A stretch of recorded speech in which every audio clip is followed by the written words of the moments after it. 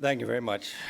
Please sit down. My time is limited. I was warned many times by David that. But before I begin, I just want to say how happy I am to be here because back 25, 30 years ago at RFE, Freedom House is really important to us. It still is important, but it's just the idea that I would be here and be coming to extol Freedom House in this position, it was just completely unfathomable. And so I'm really happy to be here, and because Freedom House is not just today, it's been around for so long and has always stood for the right things. What I thought I'd do tonight is, the title of what I'm talking about is, the title is The Universals of Democracy and Despotism. When we talk about freedom and democracy, we mean the whole shebang.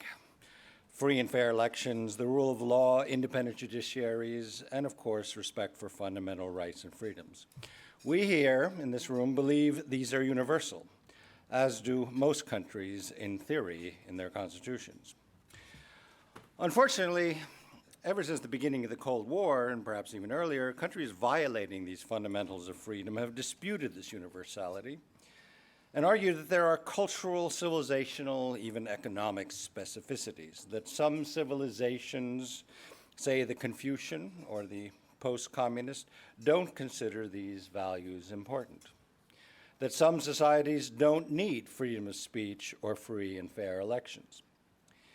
If that weren't bad enough, the apparent economic success of some authoritarian societies has added fuel to the argument. First economy, then democracy, or the Pinochet principle, curiously espoused in practice most vehemently by once communist countries that have realized that crony capitalism is indeed more enriching than crony communism. They also realize that crony capitalism can be sustained only by falsified or pseudo-elections, a secret police that squelches opposition, punishes transparency, maintains a state-controlled media, and manages even the internet, something I will come to at the end. I personally believe that Francis Fukuyama was right when he said that the ideological battle between liberal democracy and authoritarian communism was won.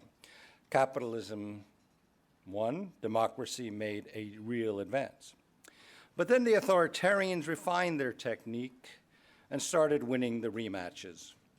No one wants to be a communist these days.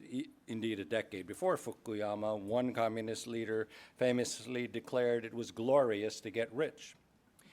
Authoritarians today, meanwhile, all claim to be Democrats. They just say they're doing it their way. Moreover, after the collapse of communist despotisms in 89, 91, too many of those we assumed would grab at the chance to live in liberty have failed to do so. The facts don't look good. Plagued by corruption and kleptocratic rule, it is a depressing empirical truth that most citizens of countries that escaped communist totalitarianism today remain under some kind of undemocratic rule. Indeed, of those 400 million, it says 400 million people living in the countries that comprise the audience of Radio Free Europe and Radio Liberty, 3/4 live today under rule rated by Freedom House as unfree or partially free. In other words, the promise of 89, 91 has soured. Many people are convinced that democracy, or remain unconvinced that democracy was the right choice. Some realize as well that what the revolutions of a generation ago resulted in often was not democracy.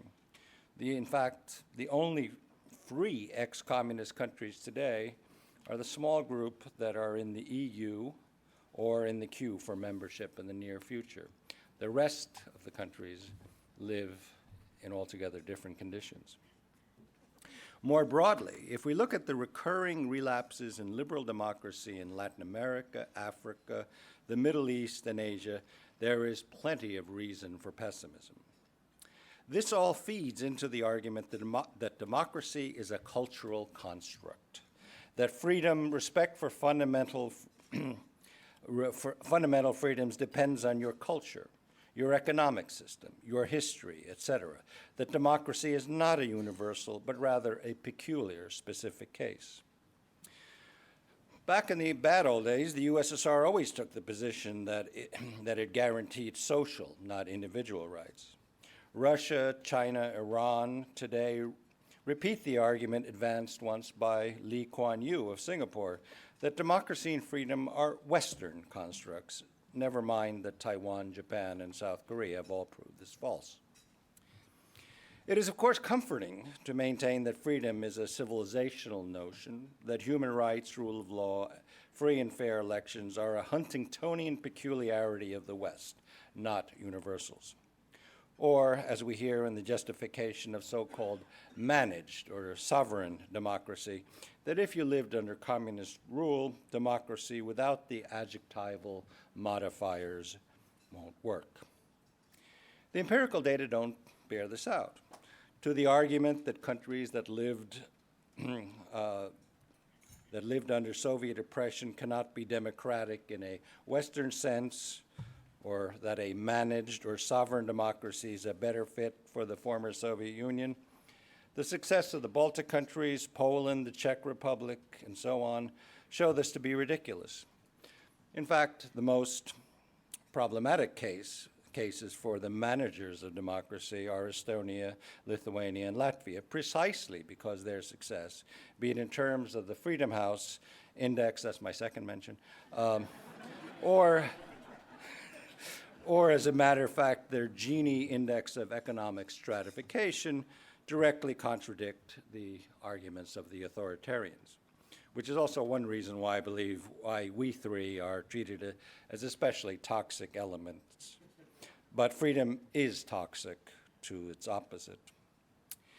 Even more curious is that while unfree regimes maintain the civilizational or cultural unsuitability of what they call Western democracy, they themselves are all spectacularly similar, as if there existed a global civilization of thuggery.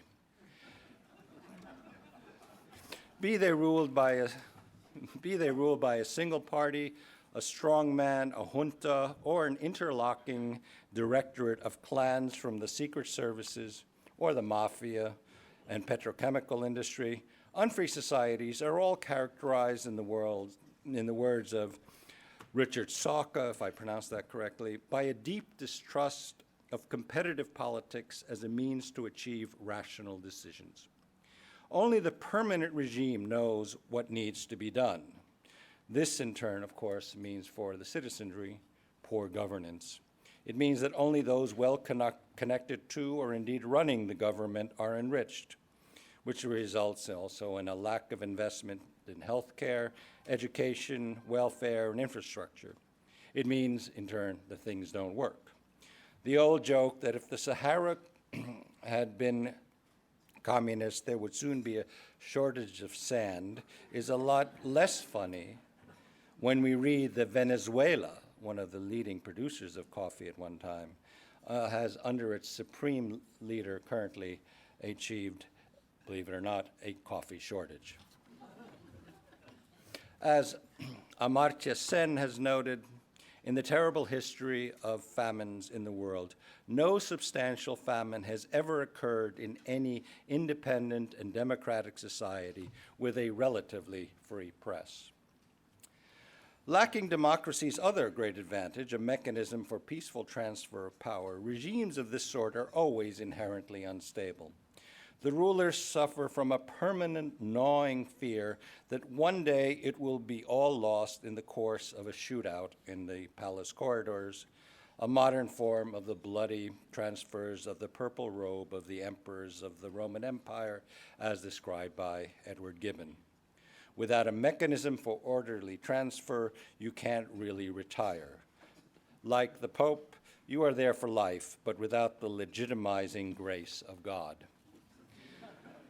Which also means undemocratic regimes are inherently ruthless, because recognizing your own lawlessness, you fear the Kantian categorical imperative that they, the ones you oppress, will treat you as you have treated them. Ruthlessness increases as citizens become more disenchanted, or the regimes engage in spectacle. Is it any wonder that bread and circuses, panem et circenses, characterized the rule of the most despotic of Roman emperors, all in the name of maintaining one's privileges and legitimizing them? Thus, despotic regimes are inherently neurotic, paranoid, and must depend on so-called power ministries to monitor and manage and manipulate, if not manacle or murder, the competition.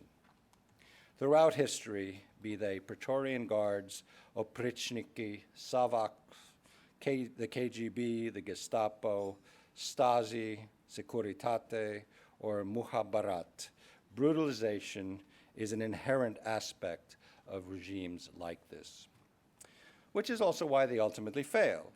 You can't be an alpha ape forever. You get old. The instincts and responses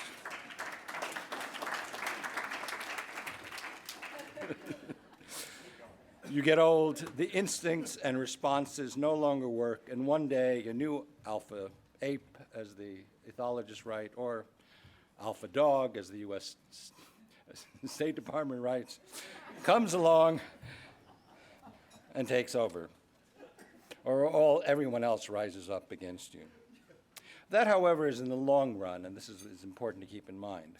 In the short run, that is to say, in our lifetimes, it's pretty brutal. I think here are the 50 years of my own compatriots' lives spent under despotic Soviet brutalization or occupation, because there's little solace to think it'll eventually end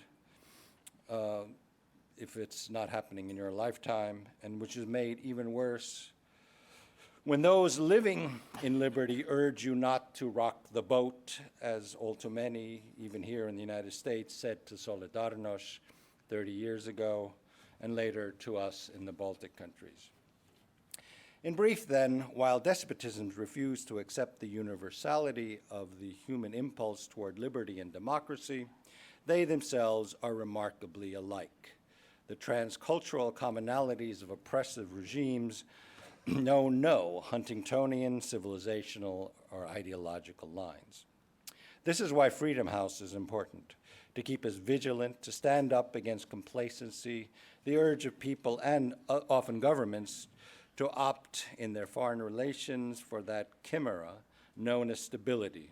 All those Mussolinis who made the trains run on time, the Brezhnevs who always delivered the natural gas, those who said the efforts of Estonians to reestablish independence was not in their comfortable national interest.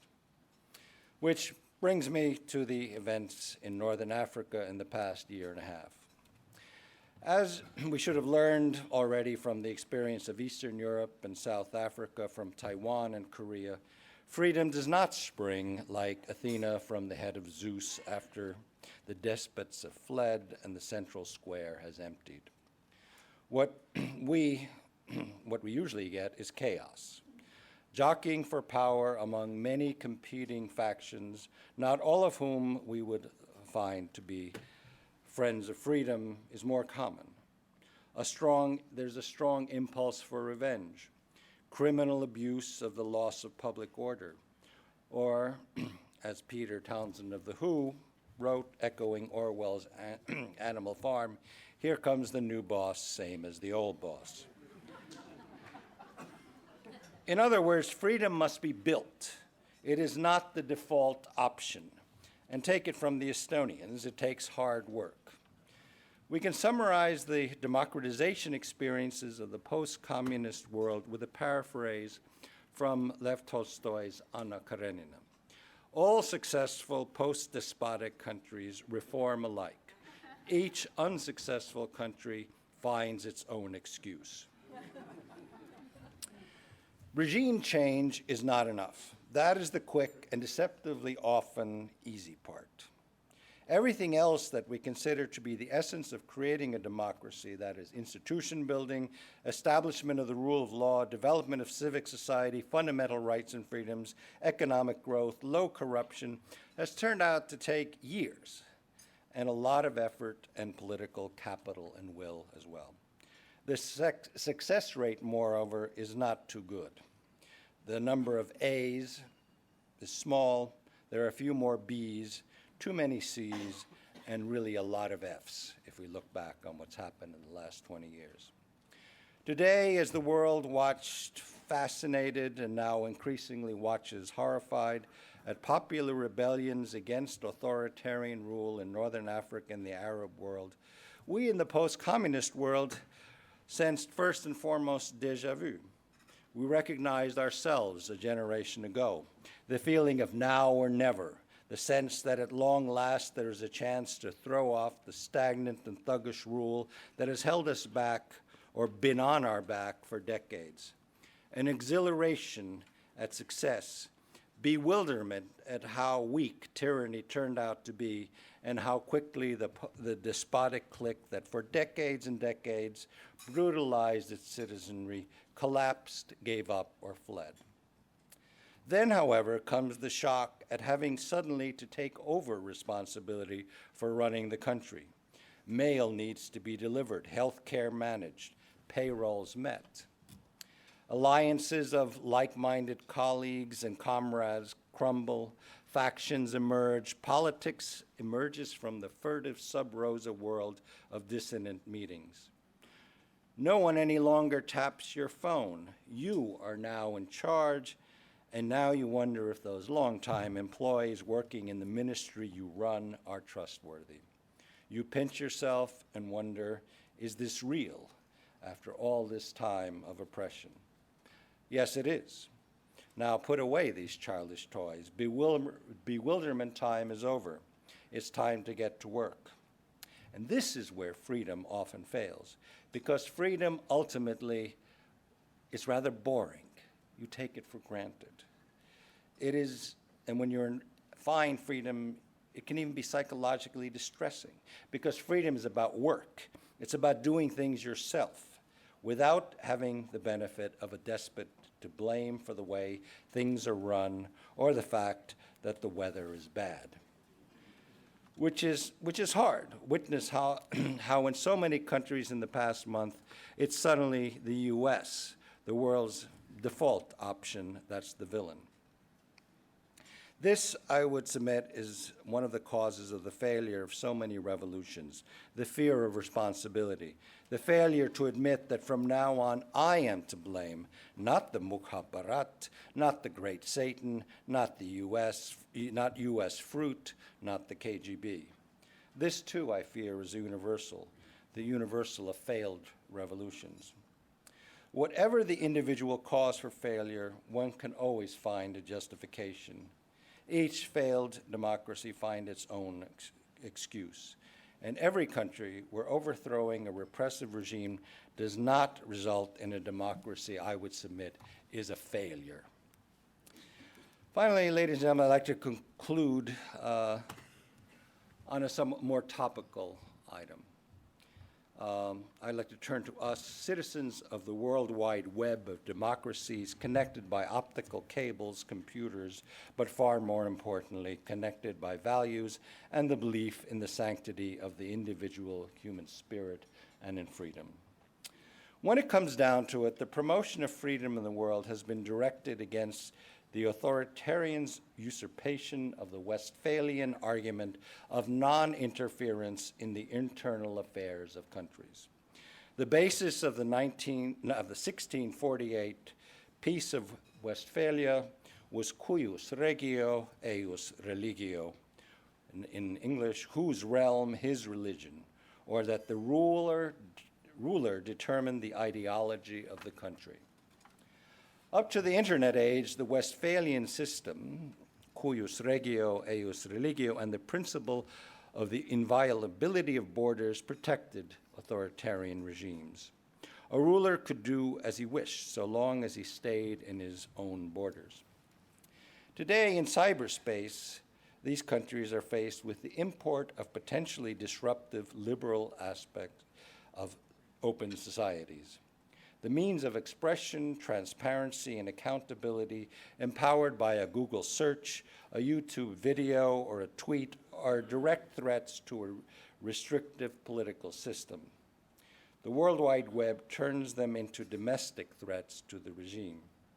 So these regimes must rely on filtering and blocking, using sophisticated monitoring and filtering software while co-opting internet companies to identify and round up dissidents tweeting or posting on Facebook. When these methods fail, they cut off the internet wholesale, as the Mubarak regime did in Egypt. We must choose here between two paths. Either we can change the nature of the internet by acceding to a Westphalian regulatory structure of internet governance, or we can change the world. The enemies of open society prefer the former, the imposition of a regulatory system. Authoritarian regimes fear the West is attempting to orchestrate an Arab Spring or an Orange Revolution.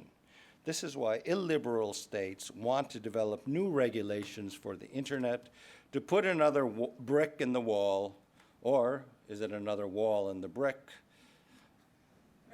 Expanding their own Westphalian space to our common World Wide Web. This would be sovereignty on their terms, disabling the freedom and sovereignty of our citizens. This December in Dubai, the International Telecoms Union will hold its first World Conference since 1988. The outcome of this conference and related processes will help determine the topography of the web for the next several decades. While this conference may fall into the domain of ministries of commerce and communications, make no mistake, there will be major ramification with calls to limit free expression as we know it in the web today. The authoritarians will again present proposals that would undermine the current multi-stakeholder model of the internet, replacing it with a scheme that will allow them to expand their control of their own populations and economies, extending it to undermine the freedom and openness we value today when we use the internet. They will claim that sovereignty in cyberspace is necessary to rein in cybercrime and cyberterrorism. The ITU will come up with new regulations. The Freedom Online Coalition, to which my country, here's the third mention, as the #1 country in Freedom House's rating of freedom on the internet. What? Oh, okay. Estonia as being #1 on the Internet Freedom House Internet Freedom Rating. The U.S. is #2. The coalition that we're a part of will stand up against all attempts to limit free expression in any, but especially in digital form. We and other defenders of internet freedom will be at the ITU meeting, but the authoritarians will be there in force as well. They want to now encroach on the territory of the free. They want to make their values truly universal. They will want to force their authoritarianism on us on the web. Let's not let them do it. Thank you.